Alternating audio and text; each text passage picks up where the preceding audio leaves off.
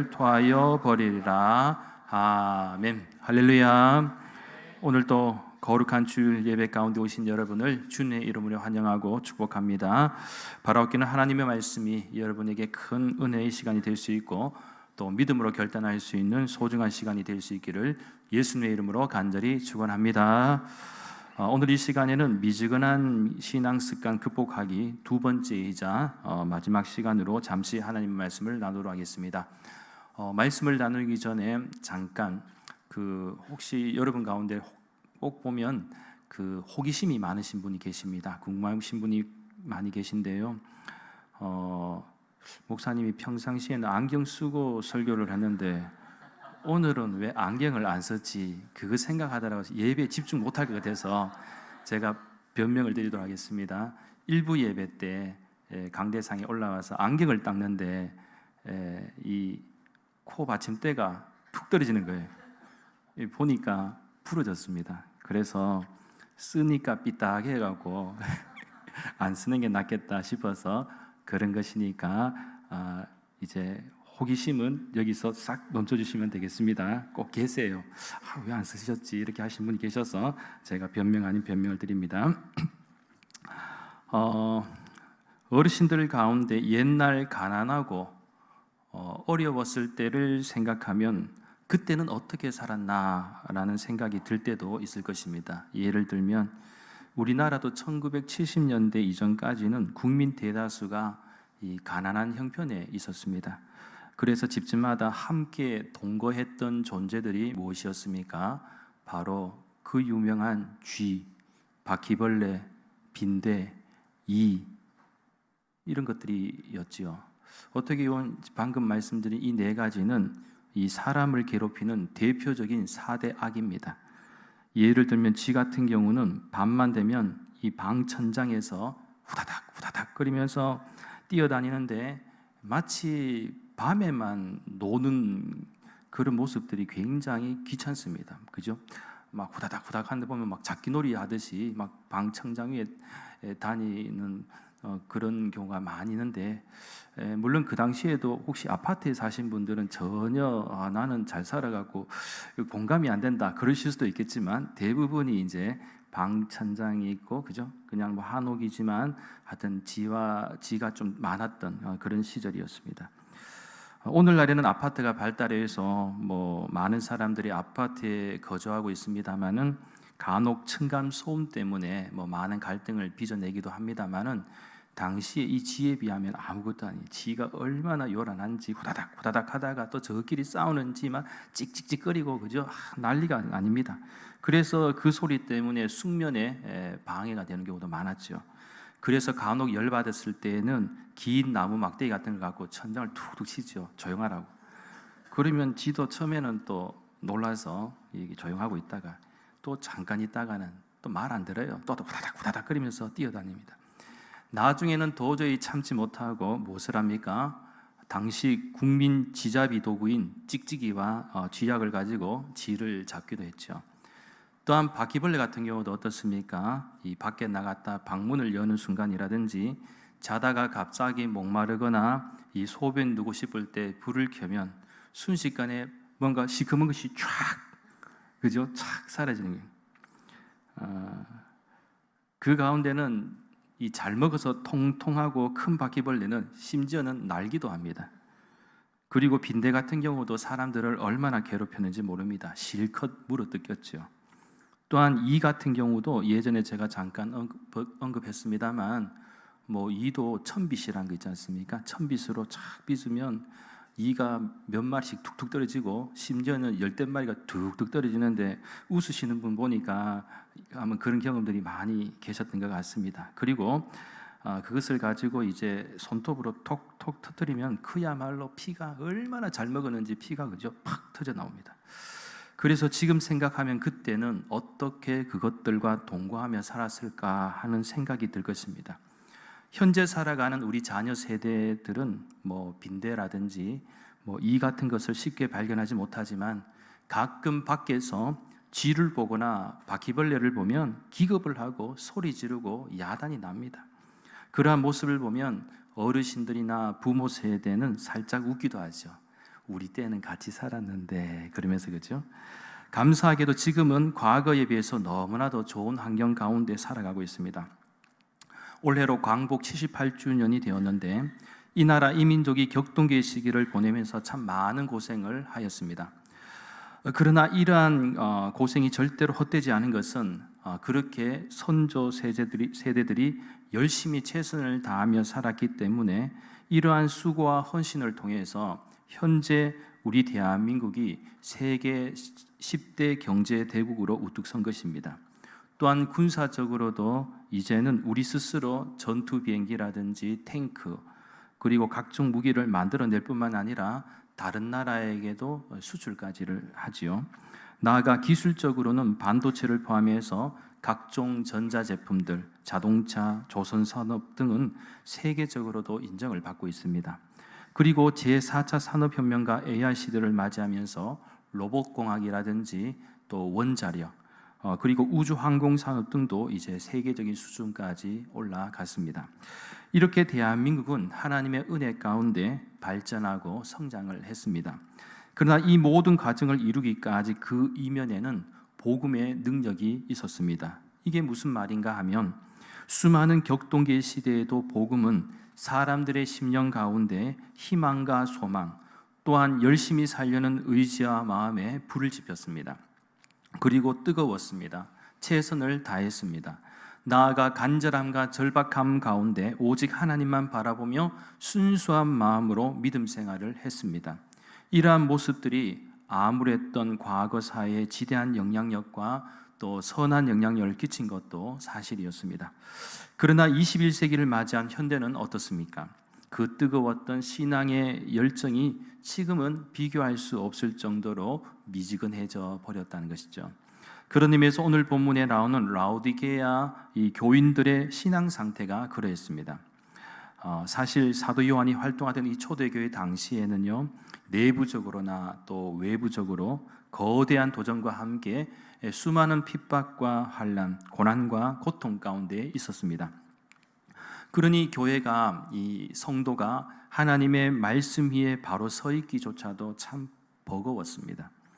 무엇보다 재림의 주님을 기다리며 현실을 바라볼 때 빨리 예수님이 오셔서 악의 무리들을 심판하시고 이러한 고난으로부터 구원의 은혜를 베풀어 주시기를 원했지만 여전히 더 냉혹하고도 잔혹한 현실 앞에서 그저 묵묵히 믿음으로 나아갈 수밖에 없었습니다. 참고로 요한계시록에 등장하는 아시아의 7교회 중에서 어떤 교회는 책망과 칭찬을 함께 받았고 또 어떤 교회는 이 칭찬만 받았으나 오늘 본문의 라오디게아 교회는 칭찬은 없이 책망만 받았다는 것입니다. 그러니 오늘날 우리 대구 난강교회도 그렇고 한국교회와 세계교회 역시 만일 라오디게아 교회와 같은 상태라면 예수님께 책망받을 수밖에 없다라는 것이죠. 그렇다면 이제 우리가 어떻게 해야 된다라는 것입니까? 오늘 이 시간에는 크게 세 가지 관점에서 우리가 미지근한 신앙 습관에서 극복하기 위한 방법을 간략히 나누도록 하겠습니다. 첫째는 하나님의 말씀에 대한 순종이 미지근해서는 안 됩니다. 요즘 우리 시대 여러분은 섬 탄다라는 말을 많이 들어보셨을 것입니다. 여기서 말하는 섬 탄다라는 것은 서로 좋아하고 자주 연락하고 데이트는 하지만 사귀는 것은 아닌 이 애매모호한 관계, 사귀는 것 같으나 안 사귀는 것 같고, 그죠? 이게 뭔가 애매모호한 관계를 말하는 것이죠. 그러니까 연인 같은데 연인이 아니고 친구 같은데 친구가 아닌 것 같은 뭐 그런 관계를 의미하죠. 그런 의미에서 마치 라오디게아 교회가 하나님과의 관계에서 마치 섬 타는 모습과도 같다라는 사실입니다. 즉 예수님의 제자인 듯 제자 아닌 제자 같은 성도들이라고 표현할 수가 있고요. 예수님을 잘 믿는 사람들인 것 같았는데 어느 순간 저 사람이 정말로 예수님을 믿는 사람이 맞나 하고 싶을 정도로 헷갈리고 애매하다라는 것입니다. 그렇다면 하나님의 말씀에 대해서 우리가 순종하지 못하고 미지근한 모습을 보일 때 어떤 현상이 나타난다는 것일까요? 많은 부분에서 생각해 볼 수 있겠지만 예를 들면 과거 속에 사는 사람이 될 수가 있습니다. 옛날에는 참 열심히 했는데 옛날에는 신앙생활이 행복하고 즐거웠었는데 그러면서 과거 속에 머물러 있습니다. 사실 가장 중요한 것은 지금인데 지금 은혜를 받으려고 하지 않고 과거의 신앙의 경험만으로 만족하며 이 현재를 만족하지 못하고 더 이상 앞으로 나아가지 못하면 미지근한 신앙이 될 수밖에 없습니다. 왜 그렇습니까? 물론 은혜 받고 행복하고 즐겁게 신앙생활을 하면 좋겠죠. 하지만 성경이 제시하는 진리와 이 본질은 절대로 변하지 않았습니다. 문제는 우리의 현실이 변하거나 변질될 수 있기에 이 방법론적으로는 조금씩 차이가 있고 세대가 바뀜에 따라서 약간의 차이점이 있을 수는 있겠으나 중요한 것은 내 마음의 중심이 변하지 않는 것이 더 중요하다는 것입니다. 그러니까 사람은 마음먹기에 따라 달라질 수 있죠. 어떻게든 컨텍스트, 우리의 상황이 아니라 텍스트, 바로 성경 안에서 은혜를 받으려고 하면 말씀에 따라 살려고 순종하면 순종하는 대로 은혜를 받게 됩니다. 그리고 기억하십시오. 비록 우리의 시대와 환경은 바뀔 수가 있지만 대상만 달라졌을 뿐 이 하나님의 말씀은 구약 시대의 인물들이나 또한 신약 시대의 인물들이나 오늘을 살아간 우리 시대의 성도들에게 전하시는 말씀은 변함없다라는 사실입니다. 그리고 동일하게 그 말씀이 주어지고 있다라는 것이죠. 그렇기에 하나님의 말씀을 오늘 나에게 주시는 말씀으로 받아들일 수만 있다면 어찌 너무 덥다고 불평하고 너무 춥다고 불평할 수 있겠습니까? 하나님의 말씀을 제대로 먹지 못하면 늘 우리는 부정적인 시선에 머무를 수밖에 없습니다. 그래서 예수님은 라오디게아 교회를 향해서 뭐라고 말씀하십니까? 내가 미지근하다라고 말씀하셨고 이제는 미지근한 믿음을 버리고 차든지 뜨겁든지 믿지 않는 이들과 분명하게 구별되는 그리스도인다운 삶을 살라라고 말씀하셨습니다. 특별히 라오디게아 교회에 보내신 예수님의 메시지는 점점 더 믿음의 열정이 식어가고 있는 이 시대의 교회들이 귀를 기울여 들어야 할 중요한 메시지임을 꼭 기억하시기 바랍니다. 둘째는 죄에 대해서 미지근해서는 안 됩니다. 오늘날 교회의 문제점 가운데 하나는 옛날에는 틀렸다고 했던 일들은 오늘날에는 하나둘씩 받아들이고 있다라는 사실이죠. 이유가 있다면 시대와 환경이 변했기 때문이라고 말합니다. 물론 반드시 틀린 말은 아닙니다. 그렇다고 죄에 대해서까지 우리가 미지근해서는 안 된다라는 사실이죠. 예를 들면 신약성경 마가복음 9장 43절부터 47절까지 말씀에 주목하시면 예수님은 무엇이라고 말씀하시는가 하면 손과 발이 범죄하면 찍어버리라고 말씀하셨고 눈이 범죄하게 되면 그 눈을 빼버리라고 말씀을 하셨습니다. 아주 단호하게 말씀을 하셨습니다.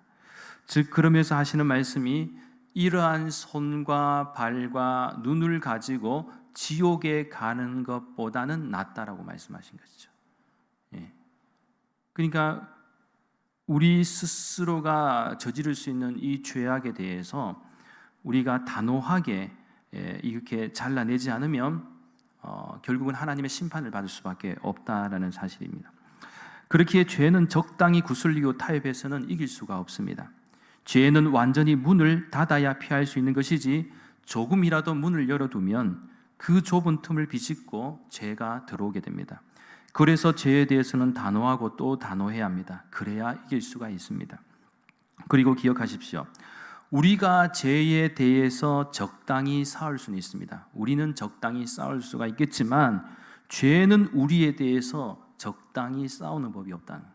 죄는 그냥 아주 공격적으로 우리가 생각하는 그 이상으로 치고 들어오는.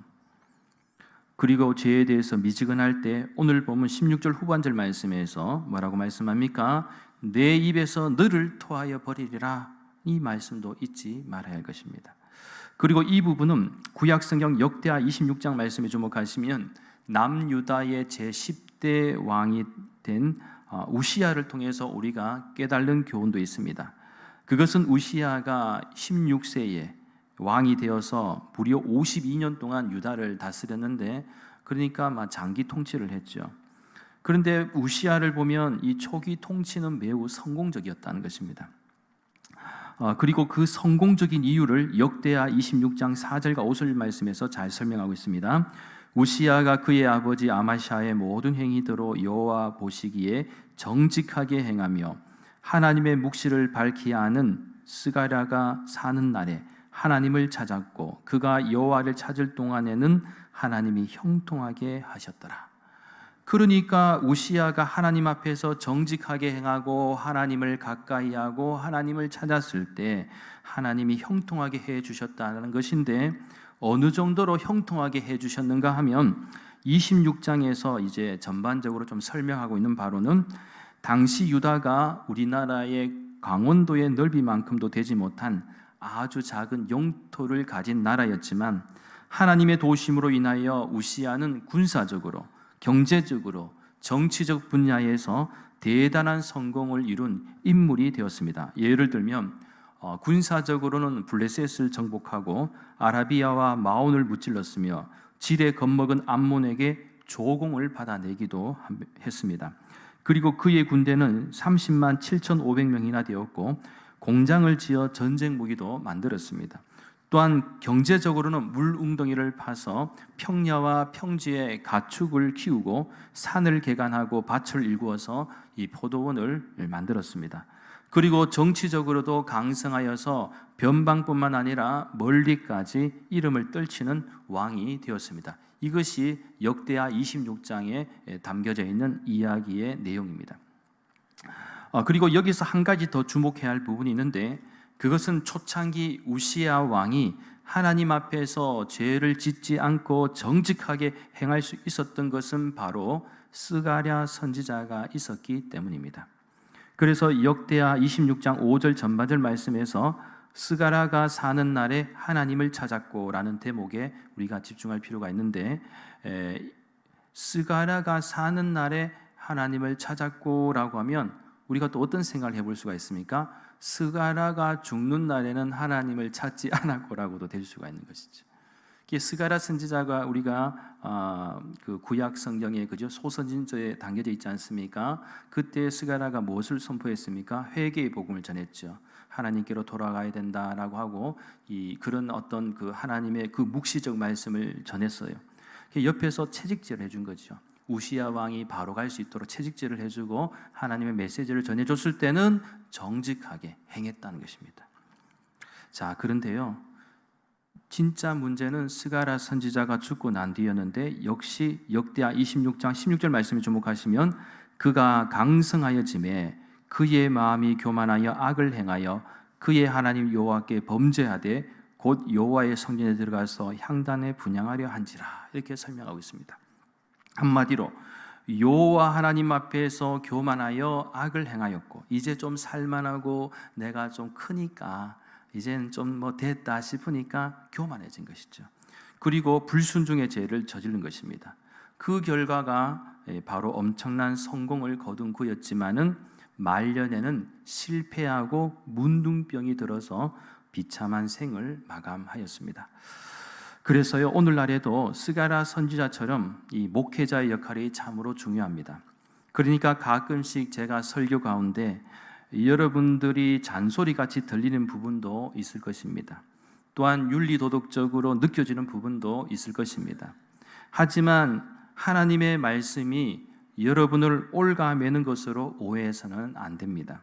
예를 들어 주의를 지켜라, 헌신해라, 이웃을 사랑해라, 기도해라, 전도해라, 성경 공부하자 등등의 말씀이 선포될 때 솔직히 귀찮은 생각이 들 수도 있을 겁니다. 하지만 이런 것이 결국 잘 순종되어지면 여러분에게 복이 있고 유익이 있는 길이라는 것을 잊지는 마십시오. 그리고 성공의 이유가 되기도 합니다. 그리고 어찌 목회자가 성도가 잘못되기를 바라겠습니까? 잘못되기를 바라고 설교하는 목회자가 잘 없습니다. 그렇지 않습니까?